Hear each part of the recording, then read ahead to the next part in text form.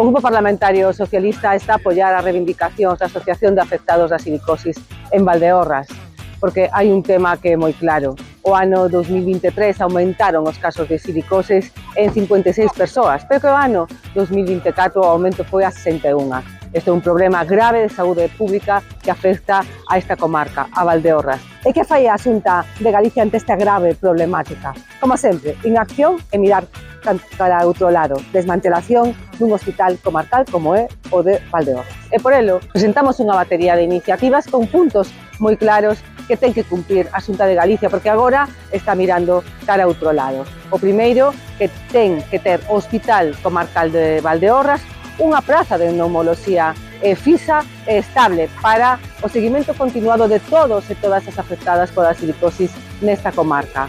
Pero tamén que escoite dunha vez a Asociación de Afectados pola Silicosis, que levan xa 5 escritos a xerencia da área sanitaria e non reciben resposta ni son recibidos por os Sergas.